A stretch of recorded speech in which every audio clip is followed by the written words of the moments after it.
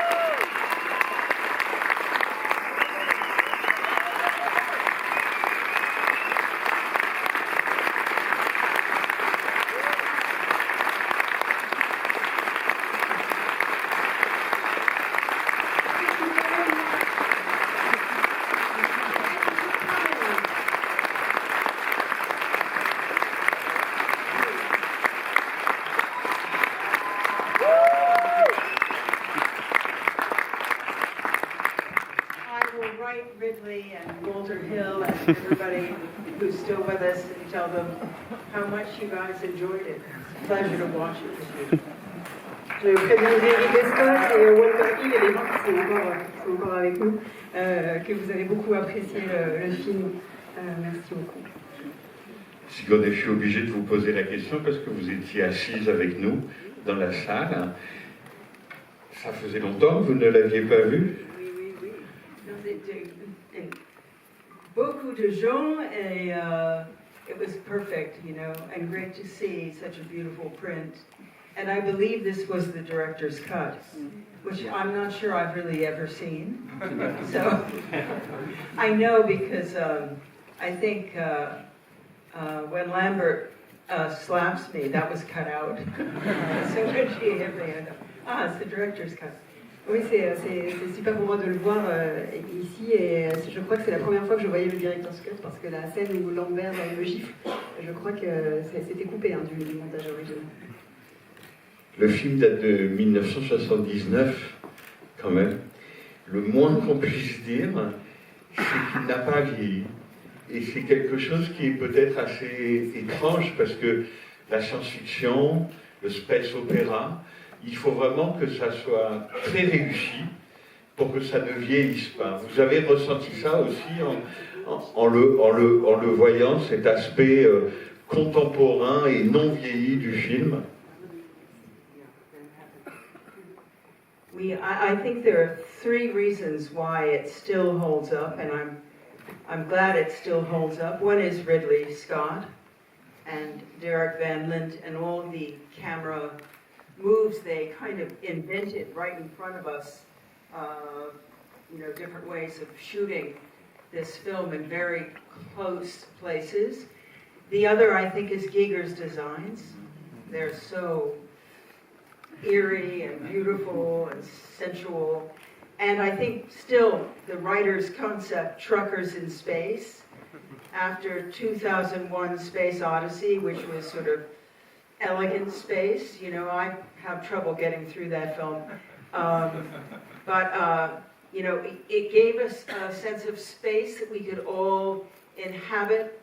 We could imagine working there, living there, bitching about salary, and so they opened up space to us. It was no longer this intellectual thing. It was a real world that you could imagine yourself in.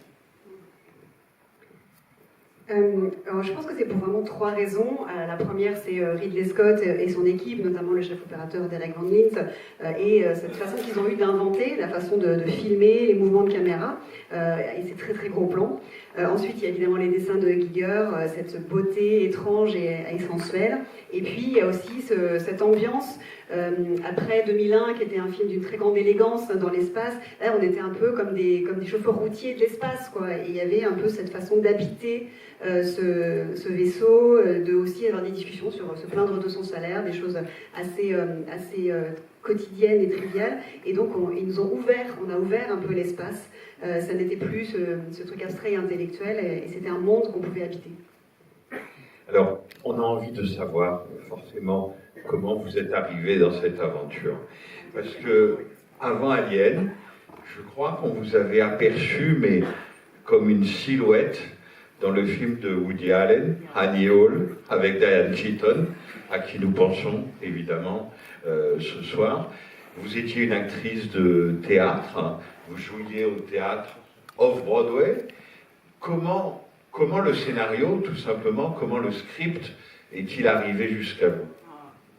Well, the script did not arrive to me.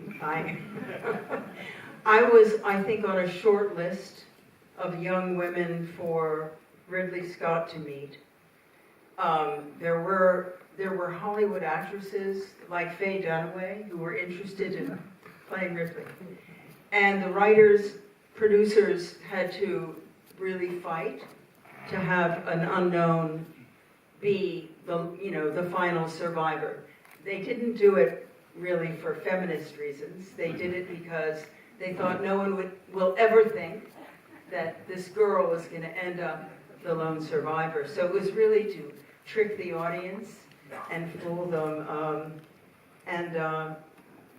I'm afraid that when I did read the script, if you don't know Giger's designs, it's hard to really fall in love with whatever this thing is. You could imagine a yellow blob So when I met Ridley, I was wearing these very high hooker boots because I thought, oh, it's science fiction. I can have some fun. I'm sorry. He said, what do you think of the script? I said, well, it was pretty bleak. And I saw the casting person over in the corner go. And I just kept on, because I was an English major, I was like, told him exactly what I thought. And thank goodness it was Ridley Scott, because he liked that. He liked the fact that I had points of view. And so then he whipped out all these amazing designs of Carlo Rambaldi and Giger, and I realized I'd never ever seen anything that looked like this in a movie. And I began to get interested. Le script n'est pas exactement arrivé à moi. En fait, j'étais sur une sorte de shortlist d'actrices que Ridley Scott devait ou pouvait être amené à rencontrer justement pour le rôle. Mais il y avait des actrices hollywoodiennes confirmées à l'époque qui étaient intéressées, comme Faye Dunaway, j'ai su ça. Et les producteurs et scénaristes ont dû vraiment se battre pour que ce soit une inconnue qui soit la dernière survivante à la fin du film. Alors pas forcément pour des raisons très féministes, mais plutôt parce qu'ils se disaient que personne n'allait se douter de qui serait la dernière personne à survivre sur le vaisseau, un peu pour tromper le public. J'ai lu le scénario, mais c'est vrai que sans les dessins de Giger, c'était difficile pour moi de tomber amoureuse de ce film et de son visuel, parce qu'on pourrait très bien imaginer un extraterrestre qui soit une sorte de grosse masse visqueuse jaune. Donc je me suis pointée au casting et pour rencontrer Ridley Scott, j'ai mis des grandes bottes, parce que je me suis dit, c'est un film de SF, donc allons-y gaiement. Et quand il m'a demandé ce que j'avais pensé du scénario, je lui ai dit, ouais, c'est assez, c'est un peu glauque, c'est un peu. Et donc la directrice de casting a fait un peu des têtes. Mais moi, je suis restée sur mon idée, comme j'ai fait de la littérature américaine, anglaise, j'ai développé mon idée et il a bien aimé. C'était Ridley Scott, il a aimé que j'ai un avis là-dessus. Et là, il m'a sorti les dessins. Et donc là, je me suis rendu compte qu'effectivement, on n'avait jamais vu ça au cinéma. Et là, ça m'a accroché vraiment. De la façon dont vous le racontez, ce qui est drôle, c'est qu'il a presque fallu vous convaincre de le faire. Yeah, I know. You know, I had a funny attitude throughout the whole thing. I was a little mezzo-mezz. I was a little, you know, I was from the theater, and film was not really what I wanted to do, and I just took a while to get my head around it, and it wasn't until I really was sent over to audition in England, and Ridley, I was the only one who screen tested. He built this whole set for me, and we got to do a kind of run-through little scenes, and I thought, well, it's just like a play.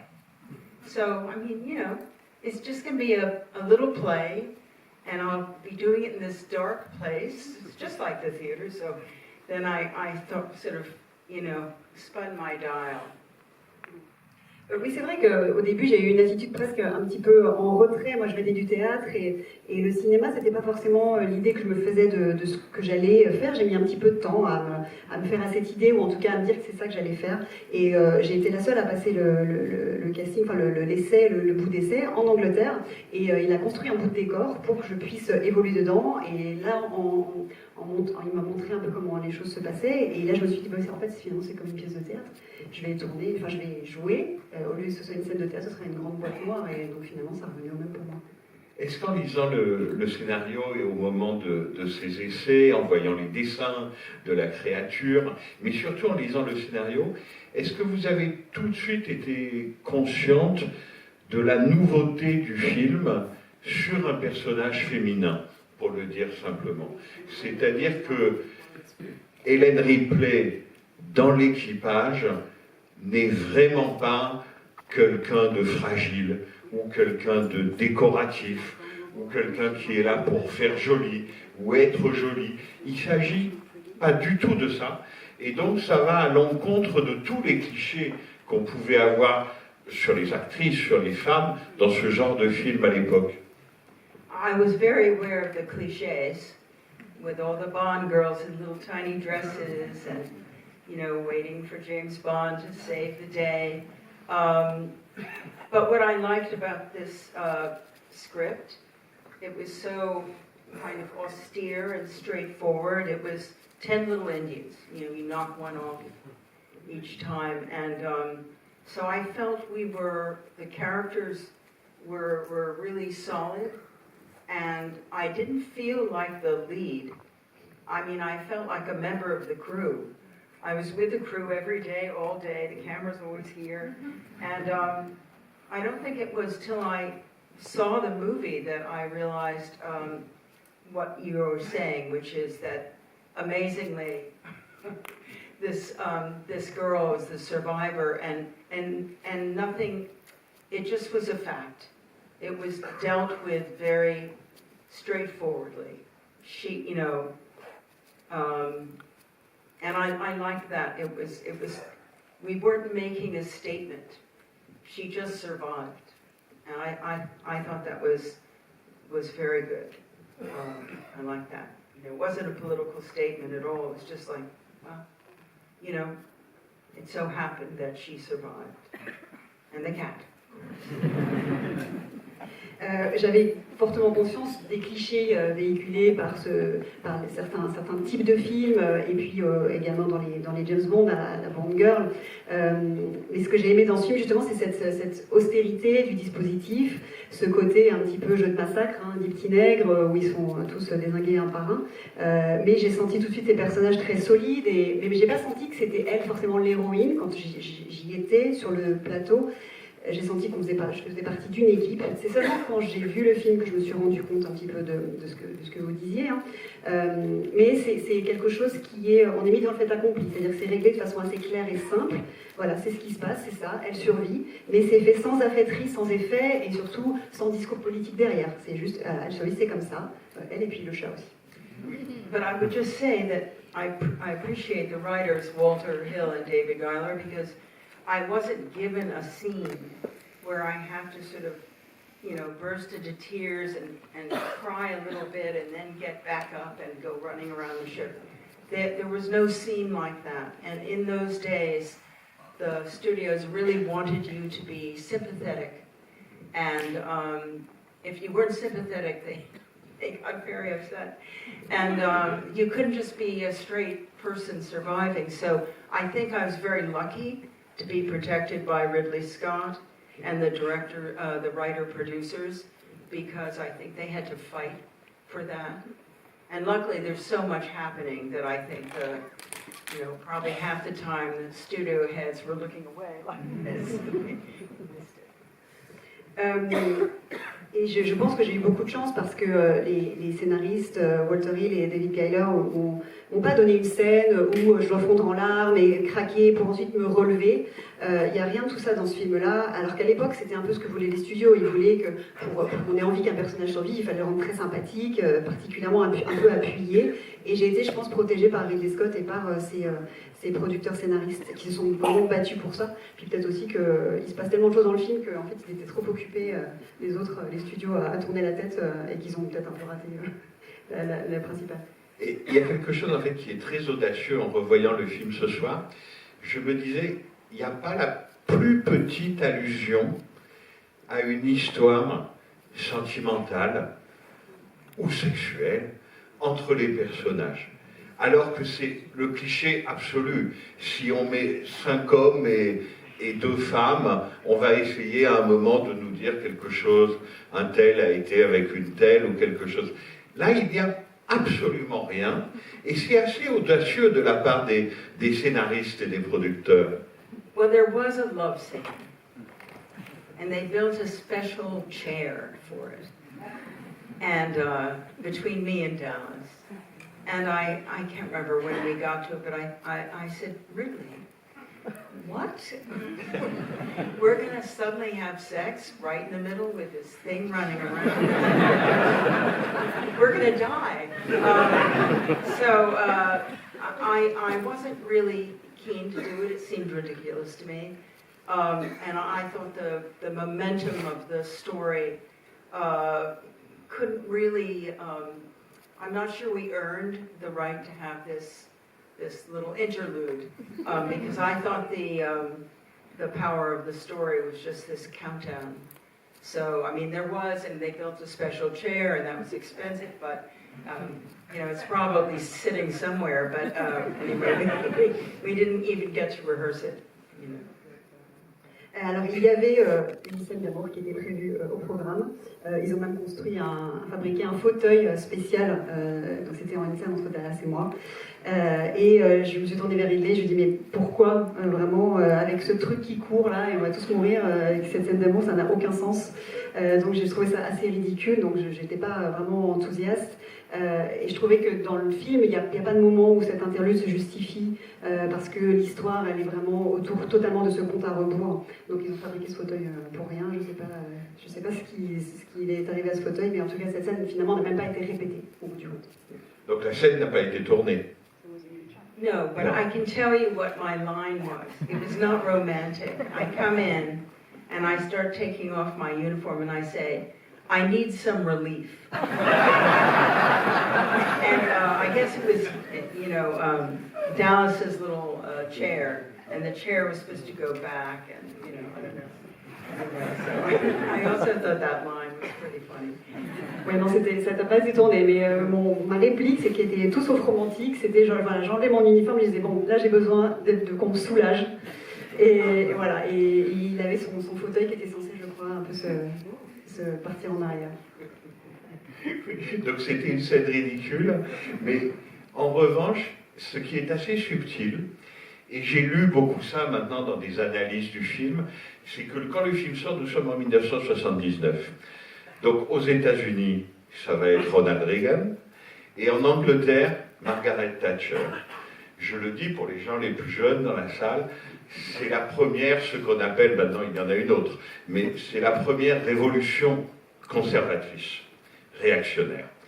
Et dans le film, vous êtes montrés clairement, vous, l'équipage, comme des prolétaires de l'espace, des ouvriers de l'espace qui sont manipulés, en fait, par une compagnie qui ne songe évidemment qu'à faire le plus de bénéfices possible.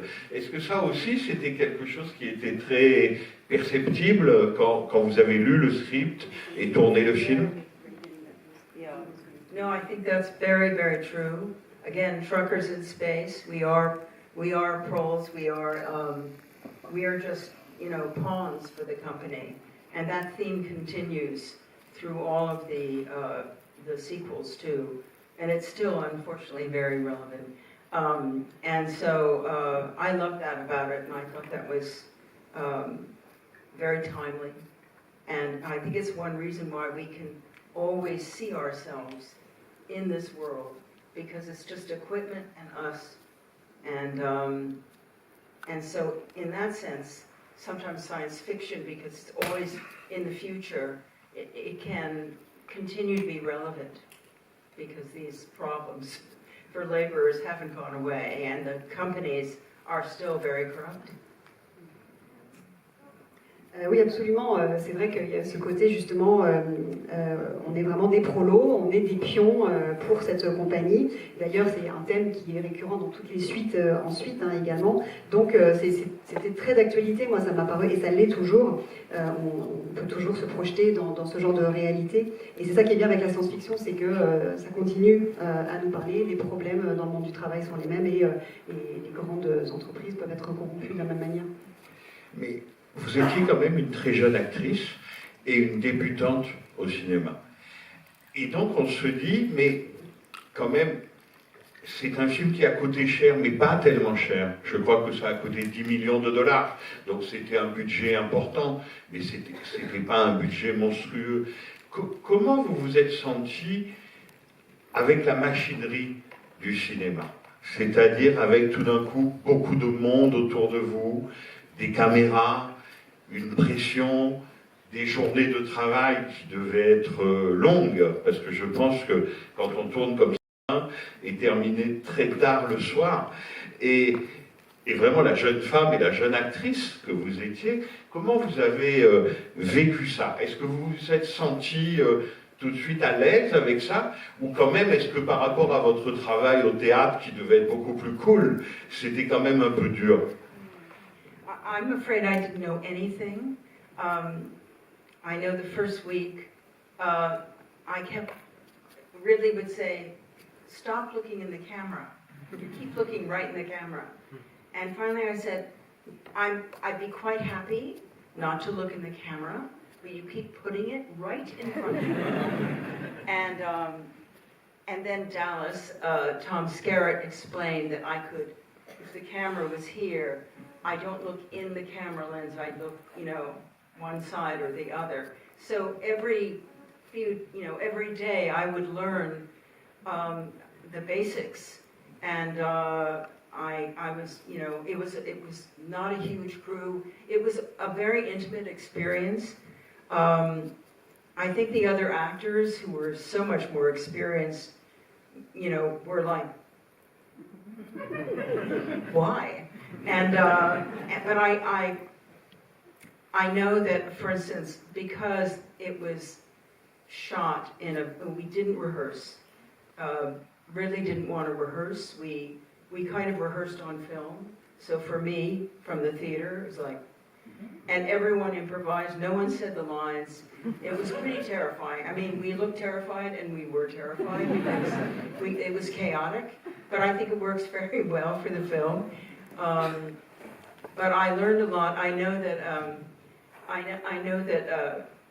a couple of the actors went up to Ridley and went, why her? Why the girl? Should be me, I'm this dude, and I think really what they wanted was for people to think that Kane, played by John Hurt, was the real hero. He's the real brave one, and he should be the survivor. But of course, he gets killed first. So they kept trying to surprise the audience, and so luckily, no one convinced Ridley that I know of, and so, you know, everyone slowly died off, and there I was at the end.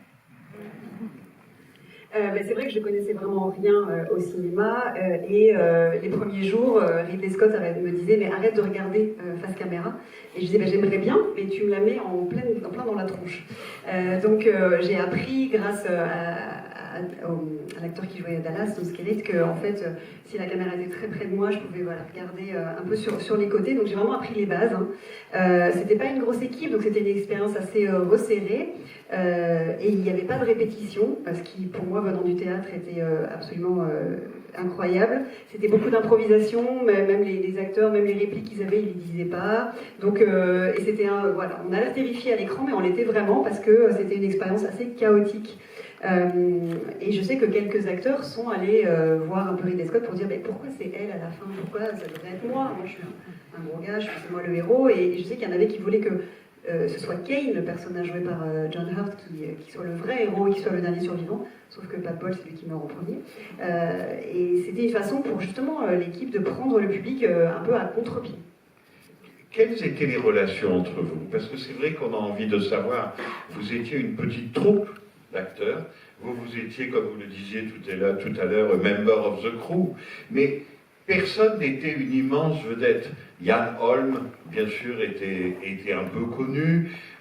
Pour les Français, quelqu'un comme Harry Dean Stanton, nous le connaissons parce que 5 ou 6 ans plus tard, il va faire Paris, Texas, de Wim Wenders, qui aura la Palme d'Or à Cannes. Là, il joue vraiment le plus prolétaire de tous les prolétaires. Donc, ce sont des acteurs qui étaient un peu connus, mais personne n'était vraiment une très grande vedette. Comment ce groupe travaillait-il ensemble? Well, I think, well, first of all, I think Ridley cast wonderful actors. I felt very lucky to be around such pros. You know, as I said, it was kind of a free-for-all as we worked our way through the script. I know the first week, this is sort of a strange story, but we were doing the scene where we look for the cat. And I think there was there were 4 cats, 4 orange cats. And each one, I guess, was slightly different. You know, like one was like, and the other was maybe like to sleep. And, you know, all 4 were a bit different. There was one nice one. Anyway, this day when we were looking for the cat, I had to hold the cats a bit.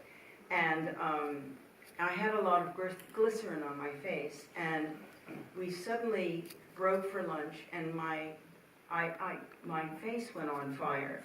I ran upstairs, and I looked in the mirror, and I realized that I was allergic to these cats. And I went, oh my God, because I thought, honestly, and I mean this quite sincerely, I thought it was probably so hard for them to find these 4 cats that I'm going to get fired.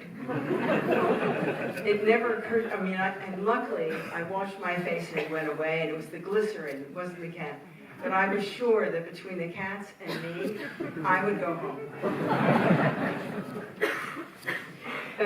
D'abord, je me sens honorée d'être parmi une distribution, voilà, parce que Ridley Scott est quelqu'un qui choisit extrêmement bien ses acteurs, qui est toujours des personnes extrêmement professionnelles. Et c'est vrai que ce tournage était un tournage un peu fou, on était un peu comme des herbes folles, on nous laissait un peu comme ça batifoler un peu librement. Et alors une anecdote, c'est que la scène où on cherche le chat, il y avait en fait 4 chats différents.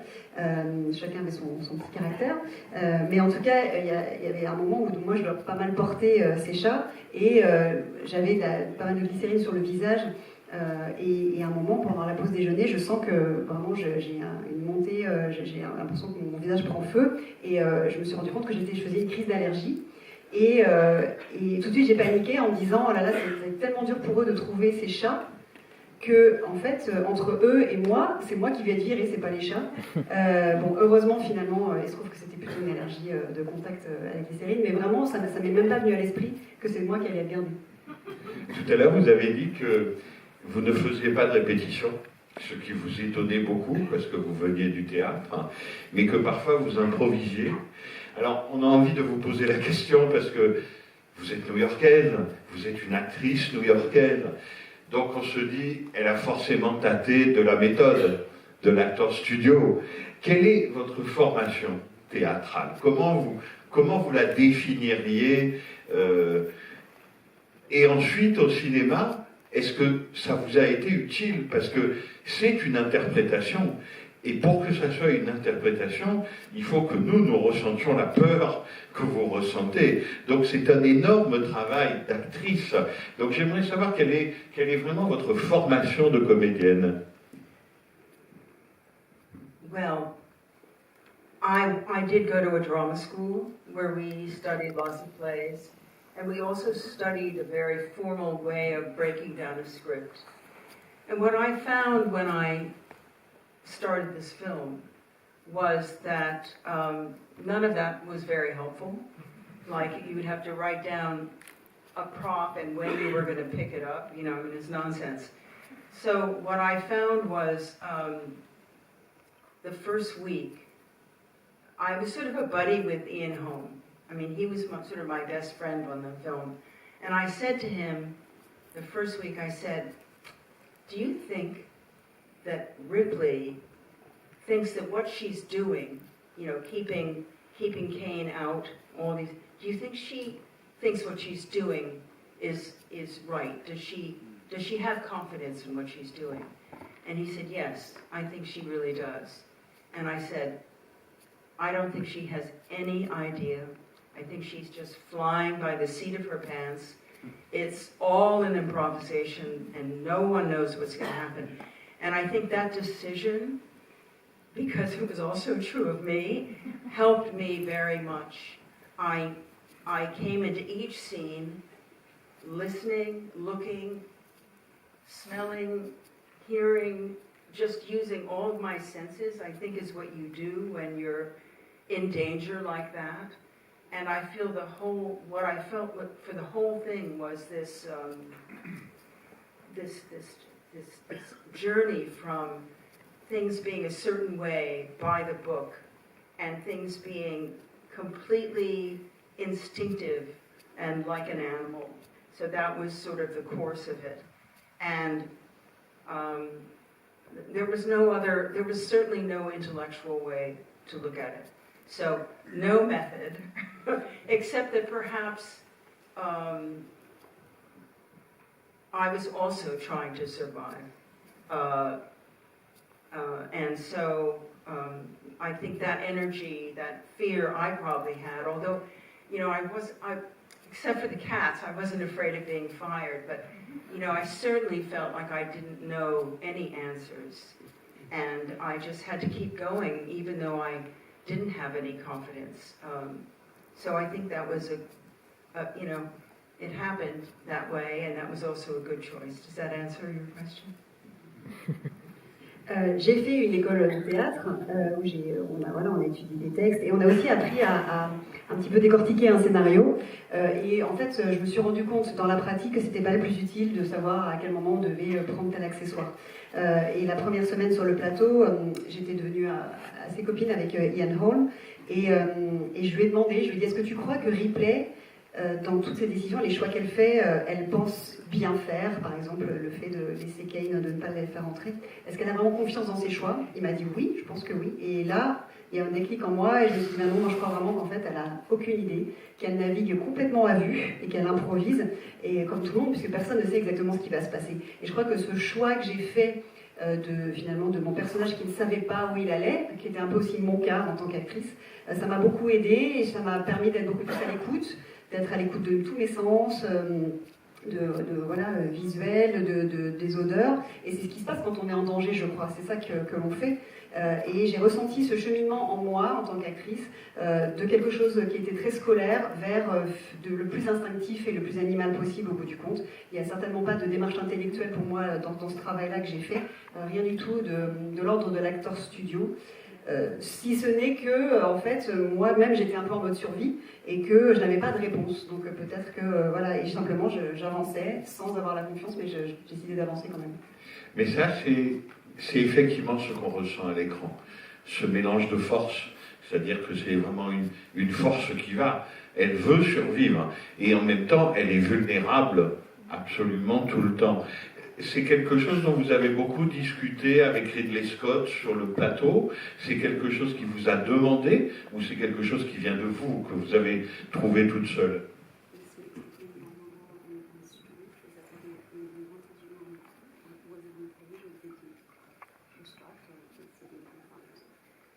Well, Ridley and I did talk sometimes, but he was very busy with the camera. And I'm not sure how comfortable Ridley was with actors then. So he wasn't that kind of director. What he would usually say is, I don't fucking believe it. And then you do it again. And so I remember, I would say, when the scene with Ian Holm, when I pick him up and I throw him into the computer, we rehearsed that. And he said, I don't fucking believe it. And then he picked up Ian and threw him across the room, and I went, oh, okay. So I did that. So I think what Ridley was always trying to communicate was that he had to believe it. It had to be from the gut. It had to, we had to dig deep and just let ourselves go and not hurt each other. But we never even went near this idea of sentimentality. That was simply not in this world. There was no time, and I loved that. I didn't feel that any of the actors were sentimental. Even Veronica, who actually her part was very funny in the script. She would crack jokes all the time, and then broke. But she and Ridley decided to make her much more high-strung. I think it works very well. But it was all very, oh God, I'm very articulate, even in English. But it was all these strong emotions that come out of nowhere. There was no intellectualization of anything. And I think that's what I mean when we were like the crew and the cast. It was all one huge experience, one huge visceral experience. And I think that probably conveys to the audience the danger and the not knowing. I think the thing I like the best is it was even hard to hear people. And so that's like real life. You're like, what'd they say? You never had any certainty of what would happen next. We knew the thing would come out of his chest, but we certainly did not know that it would happen, first of all, that John Hurt would break our hearts by dying in front of us. And then the next thing you knew, this thing jumped out. This was no CGI. The special effects guys were underneath the table with little things, things to make blood, and I don't know what they were doing.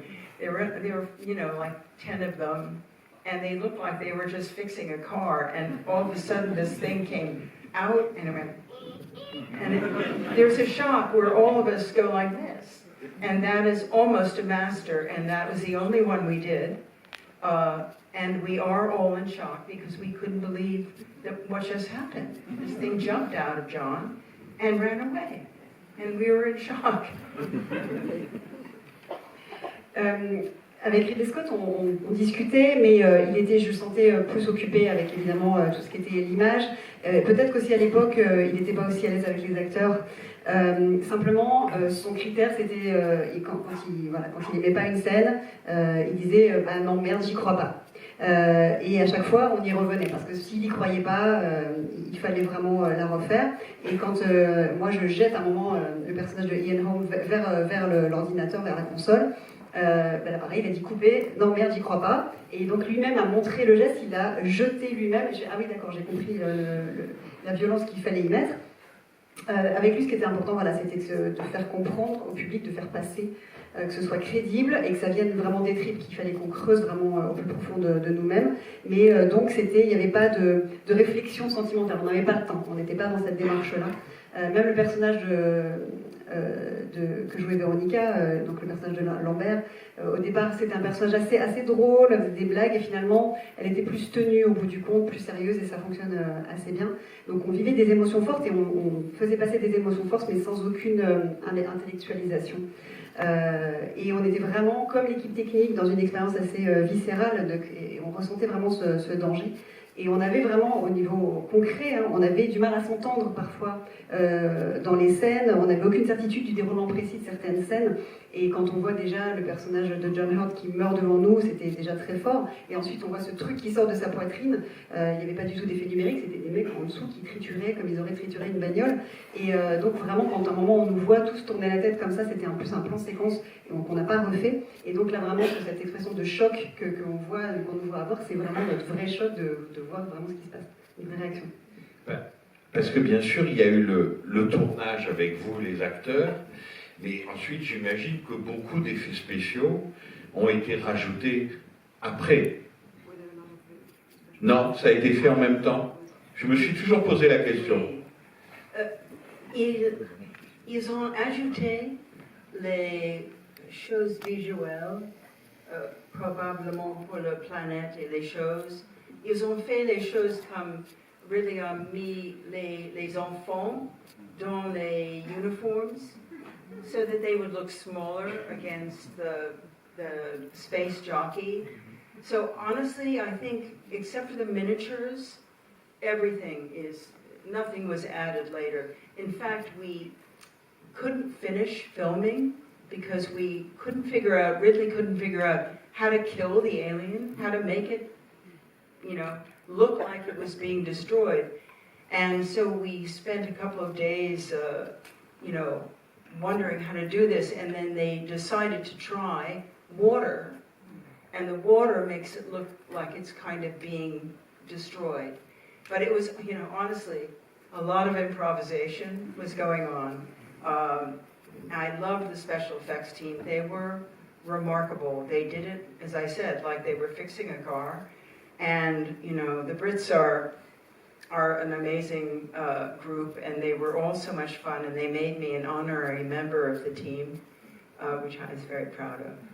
But they would also do awful things, like when I was up, I had to be up in this space capsule for a few days, and one day they left me there for lunch. And then another time, I said I needed some water, so they piped in some rum, the English. They love jokes, but it was all in good fun, it was all, by that, it was at the end, so, it was... Oui, donc en fait non, à part les vues sur les planètes et peut-être aussi le fait d'avoir mis des enfants dans des uniformes pour qu'ils fassent tout petits à côté des ingénieurs. Donc à part ce type de miniature, il y a vraiment rien n'a été refait après. Et à la fin, il y avait encore une fois beaucoup d'improvisation parce qu'ils ont eu du mal à savoir le fait que l'extraterrestre était détruit. Et pendant 2 jours, ils se sont un petit peu demandé, et finalement c'est l'eau, ils se sont dit qu'avec l'eau, l'effet que fait l'eau donne une impression de décomposition de l'alien à la fin. Et encore une fois, voilà, les types des effets spéciaux étaient un peu comme des mécaniciens, vraiment. C'était une équipe d'anglais, et ils m'ont vraiment prise un peu sous leur aile, ce qui était très sympa. Ils m'ont aussi fait un peu des sales blagues. Ils m'ont laissé dans une capsule un peu perchée, ils m'ont laissé là un petit peu longtemps. Et une fois où je demandais de l'eau, en fait, ils m'ont envoyé du rhum. Mais tout ça a été très bon enfant, et c'était vers la fin du tournage, on était tous une bonne équipe. Et quand vous avez découvert le film fini, est-ce que vous vous êtes dit, waouh, ça peut marcher, ou quand même le succès, même l'incroyable succès, parce que personne ne pensait que le film allait marcher à ce point-là, ça vous a quand même surpris? Oui, je suis choquée parce que c'est très différent d'avoir l'expérience dans le film. Je pense que le editing, c'est incroyable. Et le son, I think it might have won an Oscar. All these elements were so powerful, and I think I was just watching it, you know, like that. I think no one knew how successful it would be, and but I knew the kind of work that Ridley did, and so in that sense I wasn't surprised. I felt he'd made an amazing film, a very visceral, you know, experience for the audience, and a great date film, as they call it. But I think what I'm surprised about is how it has continued to attract audiences. That makes me happy. And again, I feel it's very much Ridley's very innovative work, and the kind of unpretentious film that it is. Disons que je trouve que je suis pas étonnée, mais c'est vrai que personne n'avait imaginé un tel succès. Moi, je pense que aussi au niveau de la fabrication du film, c'est assez extraordinaire ce qui a été fait au niveau du son.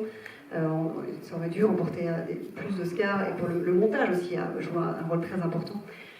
Moi qui connaissais le travail de Ridley, j'ai pas été étonnée. Je sentais qu'il avait fait un bon film, que c'était une expérience assez viscérale, un film de rencard, comme on disait. Et par contre, je suis étonnée que ça ait continué au fil des années à attirer de nouveaux publics. Mais ça, c'est vraiment l'esprit très novateur de Ridley, et aussi le film est vraiment sans prétention. C'est toujours une question un peu compliquée à poser, mais pour vous, ça s'est très bien passé. Donc on peut vous la poser. Quand est-ce que vous avez compris que votre vie allait changer? Parce que, vous le dites très bien, vous jouiez au théâtre off-Broadway. Pour vous, tourner Alien, c'était off-Broadway. Oui, voilà. C'était une expérience. Et vous vous disiez pendant tout le tournage, bon, après je retourne au théâtre. Ce n'est pas exactement ça qui s'est passé. Donc, ça, oui, j'ai envie de vous dire comment vous l'avez vécu. C'est-à-dire que du jour au lendemain, c'est vrai que vous êtes devenu une énorme star et que vous n'êtes pas retourné au théâtre avec vos copains à Off-Broadway, mais vous avez fait autre chose. Comment vous avez vécu ce changement de vie quand même assez radical et qui peut même, parfois, on le sait, hélas, dans l'histoire du cinéma, être assez dangereux? I was quite ambivalent. I turned down most interviews. I didn't want to be on the cover of magazines. I went back to the theater for 2 or 3 years. I would say that part of the problem for me was that when you do a play, you are part of an ensemble. And you go out after the play every night, you have a drink, and it's like a family. Filming is not the same. You know, we were all very friendly, but everyone at the end of the day, Tom Skerritt went back to his wife, and I think she was expecting a child, and, you know, Veronica had a boyfriend. You know, everyone was, and I would go back to my apartment and sort of sit there and go, what's tomorrow? So I missed the camaraderie of the theater, and I didn't really, as much as I thought it was exciting, it didn't make me want to have a life in film. It wasn't until I worked with Peter Weir, actually, a couple of films later, that I fell in love with film. I fell in love with working out of order, chronological order. I fell in love with the chaos. I really started to dig it, you know, and now I really love it more than theater. But I was very ambivalent, and I turned down everything. I was very, it's not that I didn't feel very fortunate. I did. I was proud of the film, but I was very shy. And I just, it wasn't until I did Ghostbusters, I finally thought, okay, I think I can deal with people coming up to me. I'm still not very good at it, though. You know, I'm like, why me? You know? J'étais assez ambivalente juste après avoir tourné ce film-là. J'ai refusé d'ailleurs beaucoup d'interviews et d'être en couverture de magazines. Je suis retournée au théâtre pendant 2-3 ans. Ce que j'aime quand on est dans une pièce, c'est qu'on est vraiment une troupe et que le soir, après les représentations, on sort tous ensemble boire des coups, on est vraiment comme une famille. Un tournage, c'est quand même très différent, même si on a des rapports amicaux avec les personnes avec qui on travaille. Mais le soir, chacun rentrait chez soi, que ce soit Tom Skerritt avec sa femme, et je crois qu'elle était enceinte à l'époque, Véronica, elle avait un petit ami. Et moi, je rentrais chez moi dans mon appartement à me demander, bon alors et demain, c'est quoi, qu'est-ce qu'on fait? Et ça me manquait cet esprit de camaraderie qu'on a au théâtre. Pas forcément, du coup, ça m'a pas forcément donné envie de continuer dans le cinéma. C'est seulement 2 ans après, 2-3 ans après, quand j'ai tourné avec Peter Weir, que j'ai pris goût à ça, à cette ambiance, que j'ai aussi réussi à me faire à l'idée de ne pas tourner dans l'ordre chronologique.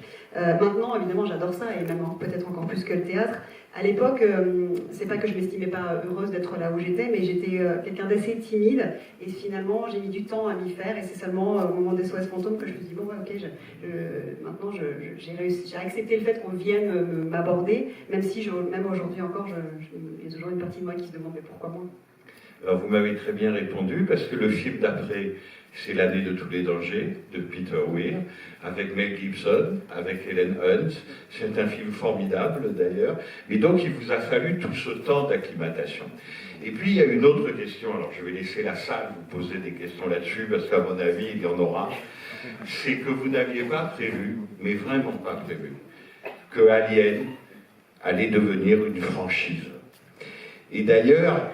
Non. Et d'ailleurs, le mot n'existait pas. Le mot n'existait pas. Voilà. Ce n'est pas cool. Les sequels, non. Voilà. Donc le mot franchise n'existait pas. Et vous considériez que la suite de quelque chose était forcément un film débile. Un peu. Et Billy Wilder, qui était très drôle, disait, vous savez, moi je travaillais à Hollywood à une époque où les films n'étaient pas numérotés. C'est pas mal. Donc la question c'est, quand est-ce que vous vous êtes faite à cette idée? C'est-à-dire que Hélène Ripley allait continuer à vivre, qu'il y allait avoir une suite à Alien, que vous deviez peut-être le faire. Est-ce que vous vous êtes posé la question? Enfin, comment vous avez accepté finalement cette idée de suite et de franchise? I understand. Miracle. Je suis en France, je suis en train de tourner avec Georges Depardieu, avec Daniel Vigne. Nous sommes été à Sisteron, beaucoup de pluie, and I am sent this script called Aliens. I know nothing about it. I don't know anything about Jim Cameron. Fox has not mentioned anything to me. I'm sent this script, and Ripley is on every single page. And it is the most beautifully structured script, with a real beginning, middle, and end for her, and all this humor and all this action.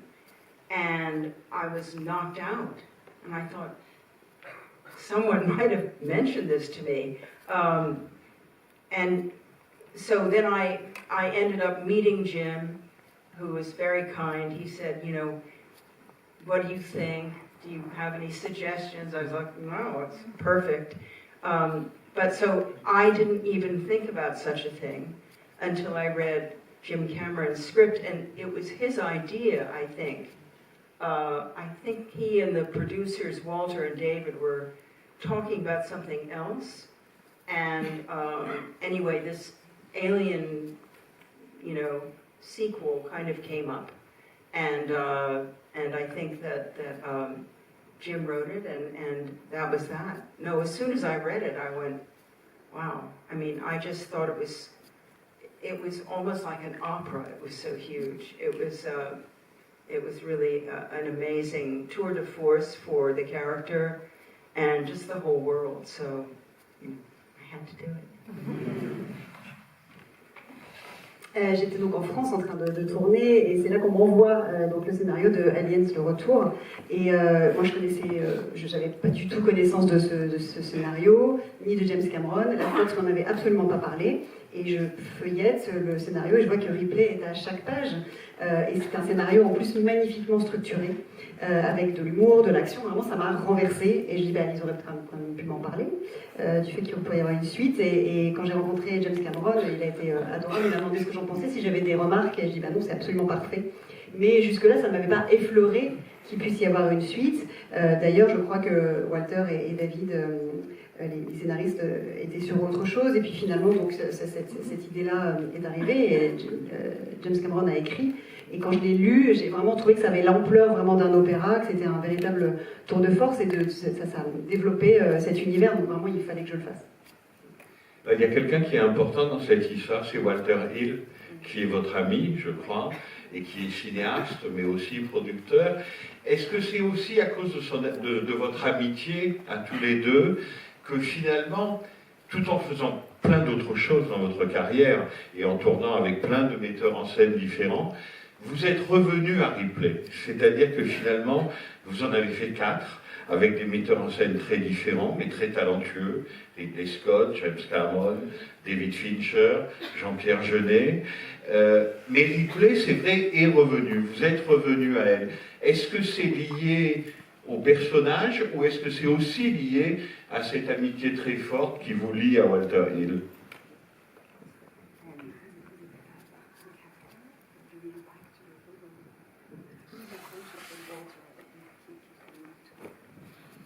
Well, I am friends with Walter and David, but I think Fox always wanted to carry on. The audience seemed to want more. I was very excited that they would pick someone like David Fincher. We didn't have a great script, and really it would have been more fair to Fincher to give him the time to develop his own script. But Walter and David always had a very good idea for the world and knew what it wasn't. And so I think I wish they'd had more power to keep the scripts that good. But in any case, it was interesting for me to continue to play the character. I am not like Ripley. But I like to visit with her. I based her on a very good friend of mine, who's still very Ripley-like. But anyway, it was nice to come back every 5 years, you know, having done lots of other things, and see where we were, and see what this brilliant next director wanted to do with it. And we were supposed to do a 5th one when we did the 4th one, and I said, that's the wrong idea. Let's not just turn these out, you know. And also I'd heard that, they'd made Alien versus Predator, which was why I died in Fincher's film. I haven't seen them, maybe they're wonderful. But I thought, I'm sorry, but you have a great franchise and you're doing what? So that put me off, I must say. Oui, c'est vrai qu'on était amis, mais c'est vraiment parce que aussi la Fox avait envie de continuer cette saga, elle sentait un désir du public. Sur le Fincher, le scénario était peut-être pas super, et je trouve que ça aurait été mieux de laisser à David Fincher le temps de développer vraiment lui-même le scénario. Mais en tout cas, Walter avait toujours une excellente idée, il avait un cap sur ce qu'était cet univers et ce qui n'était pas. Et moi j'ai aimé, ça m'a intéressé de continuer, même si je ne suis pas Ripley, je ne suis pas comme elle, et je me suis plutôt inspirée d'une amie à moi pour ce personnage. Et j'ai aimé y revenir tous les 4-5 ans pour faire un point, voir où on en était, est-ce qu'un nouveau réalisateur allait en faire. Il a été question d'en faire un 5e dans la foulée, mais moi je voulais pas justement que ça devienne trop quelque chose de systématique. Bon, après il y a eu Alien versus Predator, moi je leur ai dit, vous faites ça de cette saga, j'avoue que ça m'a un petit peu repoussé. Vous pouvez d'ores et déjà lever la main et préparer vos questions, voilà, comme ça on ne perdra pas de temps. Un dernier mot, Sigourney Weaver, à propos de vos amis. Vous avez déclaré « Tout était écrit comme si le personnage principal était un homme et il n'y avait pas la scène convenue où la fille se met à sangloter parce qu'elle a peur. » Walter et David ont apporté une grande bouffée d'air frais avec cette démarche. Ils étaient féministes de nature. Et je ne parle pas ici d'un féminisme théorique. Ils voyaient tout simplement le rôle de cette manière. Voilà. Et je voulais, c'est vous qui avez déclaré ça, pour leur rendre hommage. Mais c'est vrai que maintenant, ça serait presque naturel, ça serait sûrement beaucoup plus facile. Mais à l'époque, c'était quand même très nouveau.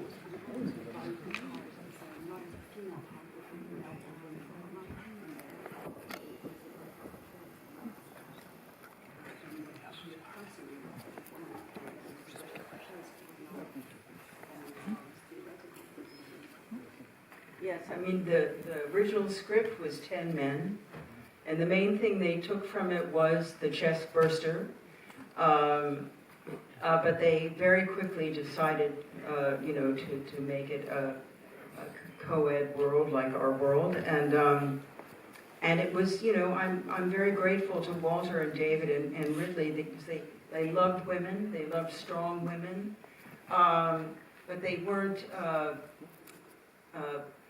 It was sort of the truth. The truth is that women are strong, and they wanted to reflect that. But it wasn't a political statement. It was just, how they see the world. So, and they've all gone on, and so has Jim, to have so many strong women characters. Oui, au départ, c'était vraiment centré autour de 10 hommes, mais justement, je suis très reconnaissante à cette équipe et à Walter et à Ridley d'avoir aimé les personnages de femmes fortes, mais pas, encore une fois, pas avec un discours politique derrière. Ça reflétait, eux, la vision du monde qu'ils avaient, la vision des femmes qu'eux, ils avaient réellement. C'était simplement une vérité à retranscrire. Et tous, d'ailleurs, James Cameron et autres, ils ont tous continué dans leur carrière à avoir des personnages féminins très forts. À vous. Oui, bonsoir. Merci d'être ici. C'est vraiment passionnant de vous écouter parler de votre carrière et de... Right here. Okay, sorry. May I speak in French or yeah? Plutôt en français. Ouais. En fait, je voulais vous poser une question par rapport à votre style de jeu. C'est-à-dire, comment est-ce que vous décririez votre style de jeu? Puisque là, on a parlé de votre style dans Alien, mais est-ce que vous diriez que votre style a évolué au fur et à mesure de votre carrière? Si oui, pourquoi? Et est-ce que, on a parlé du théâtre tout à l'heure, de vos débuts au théâtre, est-ce que cette formation au théâtre, ou en tout cas ce début de carrière au théâtre, vous a ensuite influencé dans la façon d'envisager le jeu au cinéma? Merci.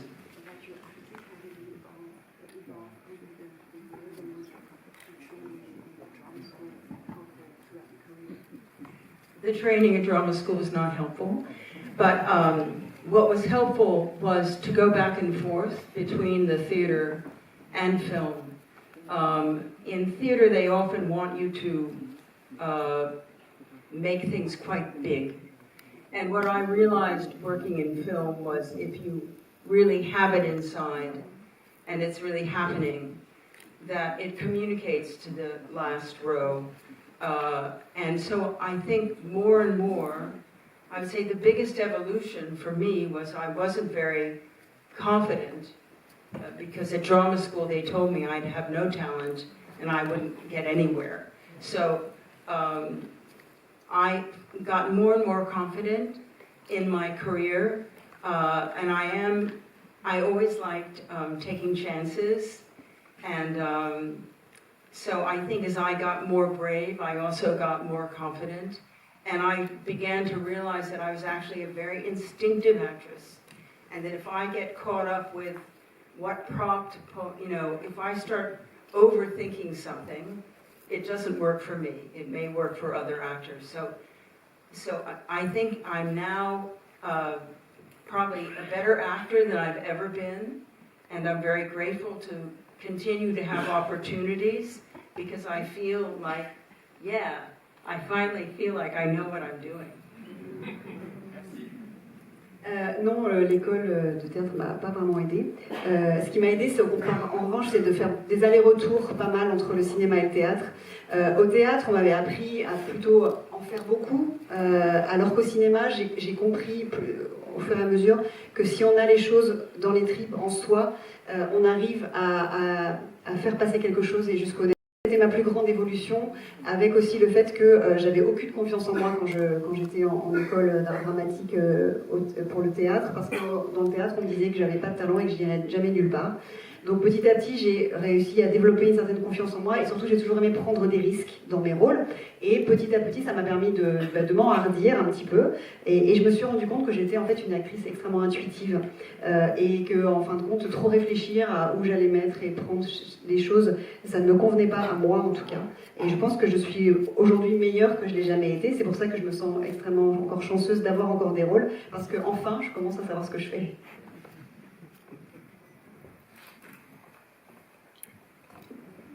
Bonsoir. Merci d'être encore là ce soir. Vous avez mentionné le chat à plusieurs reprises. Je me demandais si vous connaissiez la BD Jonesy, qui retrace le point de vue du chat dans Alien et le fait que vous travailliez la caisse et vous la maltraitiez un peu partout. Et malheureusement, il n'y a pas de tome 2 parce que vous abandonnez le chat dans Aliens au début.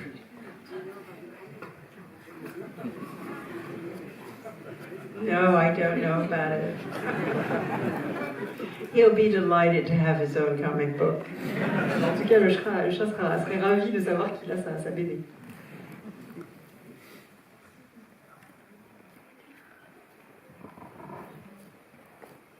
Bonsoir. Je suis une fan absolue des 4 films Alien dans lesquels vous jouez. Je voulais vous remercier pour la délicatesse de votre jeu, pour la sensibilité que vous apportez au personnage de Ripley. J'ai une admiration, je pense, sans borne pour ce que vous faites de ce personnage et la manière dont vous le faites évoluer. C'est extrêmement émouvant pour moi de vous voir là ce soir. Je voulais vous remercier vraiment d'être là. Et je pense que j'ai vu les 4 films à peu près une 50aine de fois. Donc, merci encore.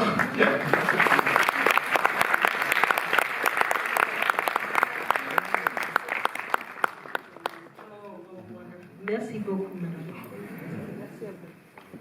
Bonsoir. J'avais une question. Vous parliez tout à l'heure de théâtre. Et je voulais savoir ce que ça vous a fait de jouer pendant à peu près 1 mois Prospero à Londres. Et puis ensuite, dans la même lignée, qu'est-ce que ça vous a fait de jouer dans Les Fleurs Sauvages, un rôle que vous avez pu tenir sur quand même plusieurs épisodes. Et donc voilà, cette continuité dans les rôles et ce travail-là.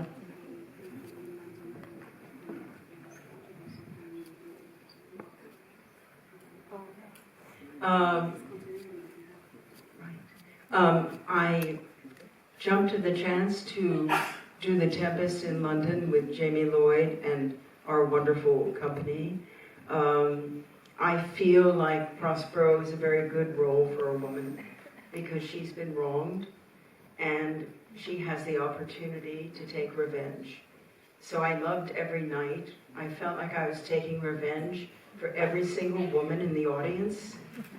You know, no matter what it is, whether it's just, not being listened to in your job or whatever, being dismissed in any way, the way our culture is sometimes set up, I just felt like I was on a big wave of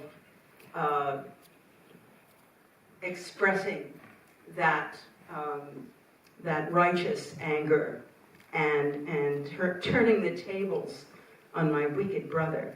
But I must say that I haven't done, I've done a few miniseries, and you get a longer story, which I think is very challenging sometimes to get, 8 good scripts, frankly.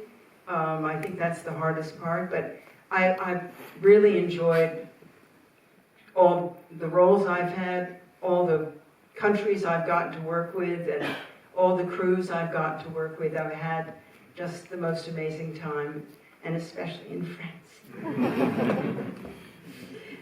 Oui, j'ai sauté sur l'occasion de jouer ce rôle dans La Tempête avec avec James Lloyd, parce que Prospero pour moi est vraiment un super rôle féminin d'une femme trompée qui prend sa revanche, et donc tous les soirs sur scène j'avais l'impression de prendre ma revanche, ou de prendre une revanche pour toutes les femmes du public, quel que soit le tort qui pouvait leur être fait, hein, parce que dans notre société, voilà, régulièrement, si les femmes ne se sentent même pas écoutées au travail, par exemple, ou rabaissées, comme ça arrive souvent dans nos sociétés, et donc j'ai surfé cette vague un peu d'expression, d'une colère et d'un côté un peu justicier qui m'a beaucoup plu.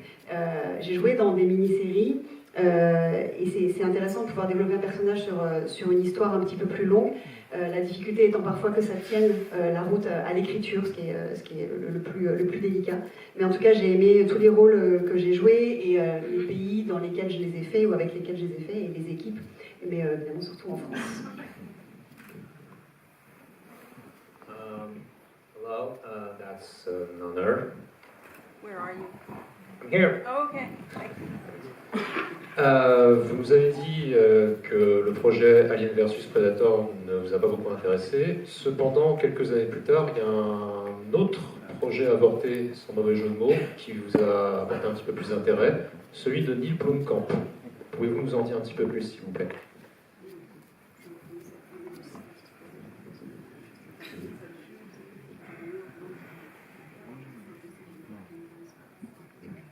Yes, well, I think like many of us, I was a big admirer of Neil. You know, his movie was so striking. And I worked with him on a movie called, what's it called, Josh? Chappie. Yes, and I loved working with Neil. And he had this idea of bringing Ripley and Newt back. It was a wonderful script. And unfortunately, it was at that point, I think, that Ridley Scott decided to be very possessive about the series and really drill down on his prequels. And so I think it was a disaster for that project. We were never able to. I think Neil, in fact, just gave up. And he's so talented. I wish him all the best. I am actually, Walter Hill has written about 50 pages, maybe by now he's written more, about where Ripley might be now. And although I've never particularly wanted to go back to the series, there's something about her experience being sidelined now, probably by this society, by this company, by this world, and being probably around 200 years old, but still Ripley, and this, you know, presumably these, you know, there are problems still out there. So I'm going to see what happens with Walter's script. It would not be like what we've seen tonight. It would not be Ripley running around through air shafts. It would be a very different kind of story. On the other hand, I loved Alien Earth. I thought it was remarkable, so interesting, terrifying about our world, and yet you could understand, you can imagine a world where each tech bro owns a planet. You know, it's not that far from where America is now. So I'm glad to see that Alien has legs, as they say in the business, and I think it's a very interesting time for the series. Oui, j'étais très admiratrice de Neil Blomkamp. On avait tourné un film ensemble qui s'appelait Chappie, et il avait une idée, effectivement, de faire revenir Ripley et Newt. Le scénario était vraiment excellent, mais c'est le moment où Ridley Scott est redevenu un petit peu possessif avec la saga et qu'il a eu envie un petit peu de mettre le frein sur les préquels. Donc malheureusement, c'est le sort de ce projet, et je crois que voilà, Neil a baissé les bras malheureusement. En revanche, Walter Hill a écrit une 50aine de pages, peut-être un petit peu plus maintenant, d'un scénario qui donne un petit peu des nouvelles de Ripley, qui explique où en est Ripley aujourd'hui, enfin en tout cas plus tard. Moi qui n'avais pas forcément envie d'y revenir à ce personnage, l'expérience, disons, l'idée de revisiter l'expérience de cette femme qui se retrouve mise un peu sur la touche, un peu au banc là, du monde et de la compagnie, là, âgée d'à peu près de 200 ans, et des problèmes qui sont liés à tout ça. Je suis assez curieuse de voir ce que ça pourrait donner, donc attendons de voir ce que le scénario pourra donner, même si ce ne sera plus du tout la même chose, ce ne sera pas du tout comme ce film où on la voit qui court partout. Mais voilà, j'ai aussi adoré la série Alien Earth. Je trouve ça très intéressant, je trouve que ça marche très très bien dans l'horreur, enfin dans la façon dont c'est terrifiant. Et finalement, ça n'est pas si éloigné d'un certain état des lieux des États-Unis où le premier type un peu riche qui bosse dans la tech va s'approprier une planète. Donc il y a des choses intéressantes à en dire, c'est une époque intéressante, disons, pour ce type de film et de projet. Bonsoir, merci beaucoup d'être venu en tout cas. Donc vous avez commencé avec la SF, avec Alien, et vous avez eu l'occasion de faire plein d'autres films de SF et de fantastique. Du coup, je voulais savoir comment vous avez vécu l'évolution technique des effets spéciaux et comment vous avez vécu notamment les conditions de tournage qui ont évolué durant votre carrière.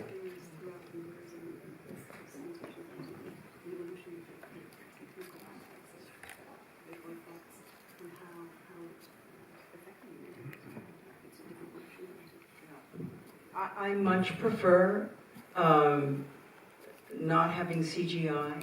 I think it's very hard for the actors because you're just imagining this, you don't even know what the proportions are, how far away you should be, because you can't really imagine it. So one of the things I liked about Alien Earth was that Noah uses real effects right there. And I feel very lucky, I don't think I'm so good an actor that I can imagine as they do in Star Wars, these things right in front of me. I need more help. I know when I worked with Roman, when I had to when things had to happen, he would shoot a gun off or something like that. A good director will always give you something to react to that's real. And I think that's very important. I do think CGI has gotten better, but I do appreciate something real as an audience member and certainly as an actor. En fait, je préfère largement quand il n'y a pas d'effets spéciaux numériques. Parce que c'est toujours plus difficile quand on joue d'imaginer ce qui se passe quand on n'a pas d'ordre de grandeur, des distances et des proportions par exemple. Je sais que sur ce que j'ai apprécié sur Alien Earth, c'est que je sais que les acteurs, notamment Noah Wyle, travaillent vraiment avec des vrais effets concrets. Moi c'est quelque chose que je ne sais pas faire comme ça, imaginer, j'ai besoin d'un appui. Et par exemple, les bons réalisateurs savent nous apporter ça de façon concrète. Dans certaines scènes que je tournais avec Roman Polanski, quand il y avait besoin comme ça d'une tension ou de quelque chose, d'une scène qui allait être un peu violente, par exemple il tire un coup de feu en l'air, des choses comme ça. Je pense que les effets spéciaux numériques s'améliorent, mais je préférerais toujours quelque chose d'organique, de concret, à la fois comme actrice et comme spectatrice. Bonsoir, par ici. Right here. Bonsoir, merci beaucoup d'être ici. Je suis désolée, je suis un petit peu stressée. Mais en tant que jeune actrice, j'aurais voulu savoir si vous pouviez donner des conseils pour des personnes qui se recherchent un peu artistiquement parlant. Et aussi comment vous avez fait pour, même sans avoir forcément la confiance en vous, toujours accepter des projets, continuer dans ces projets et vous faire confiance sur les projets que vous choisissiez et les films, que ce soit les films ou les pièces de théâtre, comment vous avez senti les choses pour avancer dans ce métier. Voilà, merci beaucoup.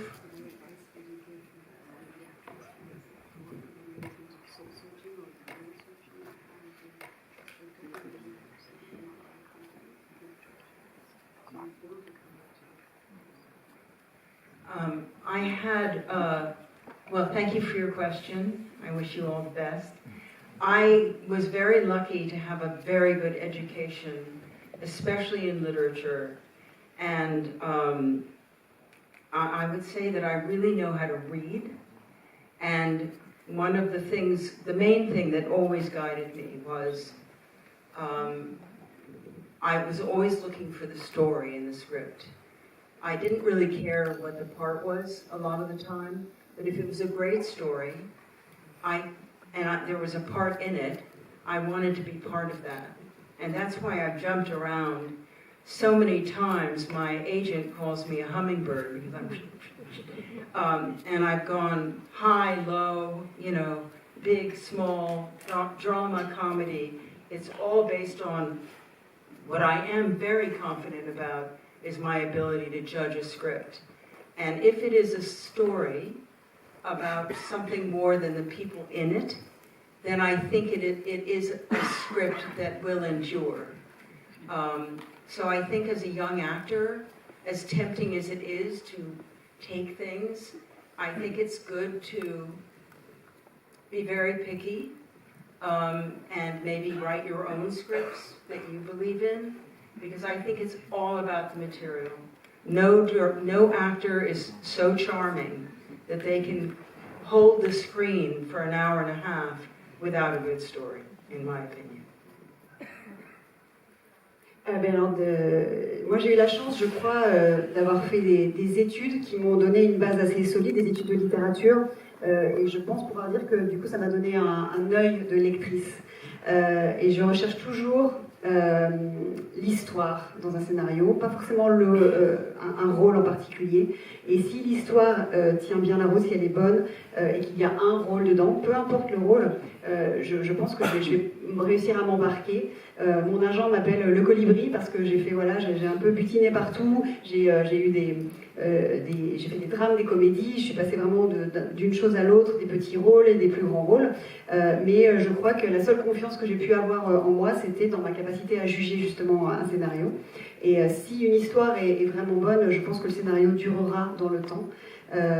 C'est tentant quand on est comédien, jeune comédien, d'accepter des choses qu'on nous propose, mais je trouve que c'est mieux encore d'être exigeant. Peut-être aussi d'écrire soi-même les rôles qu'on aimerait jouer, qu'on aimerait se voir proposer. Parce qu'en fait, aucun acteur n'a suffisamment de charme pour tenir tout seul un film s'il n'y a pas une histoire solide derrière. Encore une question. Bonsoir Sigourney, c'est un honneur de vous avoir ici. Je vous ai regardé encore dans 10% hier soir, donc c'était super. Je voulais vous poser la question, en fait, on va dire, quand vous pourriez décrire votre méthode de direction de James Cameron et de Ridley Scott, justement. James Cameron que vous avez tourné Avatar là dernièrement, et là Ridley Scott que vous avez tourné sur quelques films. Comment vous dirige-t-il et comment ça se passe justement sur ces différents cinéastes? I think Jim Cameron, especially these days when we work on Avatar, it's a very actor-centric film. So he's really on the floor with us, and we try the scenes different ways, and he's really interested in exploring. Ridley, I think, is more interested in things that are visual, and my impression is, I've worked with him I think 3 times, he's not a big talker. So you have to do kind of more of the instinctive work yourself, perhaps. He may be talking a lot to other actors, but he doesn't really, he kind of, some directors give you a few things and then they leave it up to you. Whereas I think Jim is enjoying the Avatar so much, and we are sort of a family now that when we get into these big scenes, he's so interested in actually what the actor wants to try, and so it feels it's a very satisfying process, and so I'm you know, it's funny because he's just, you know, they come sort of from the same world, these big movies, but I think Jim, my experience of Jim, because I've worked with him more, is that he loves the details too. Thank you. Mais je crois qu'avec James Cameron, avec qui j'ai tourné le plus récemment, donc Avatar, c'est vraiment une série de films qui sont très centrés sur les acteurs, donc il est vraiment là avec nous sur le pont. On tente des choses, il aime bien l'expérimentation avec les acteurs. Ridley Scott, lui, ce qui l'intéresse plus, c'est le visuel, et c'est pas un grand bavard. Donc c'est un réalisateur avec qui on est un peu plus livré à soi-même et à son propre instinct. On doit développer soi-même son instinct. C'est vrai que James Cameron, bon, il y a aussi le fait que ce soit une saga qui sur la durée, donc on est devenu un peu une famille. Donc quand on travaille les scènes ensemble, on sent que ça le passionne, et donc c'est un processus extrêmement satisfaisant.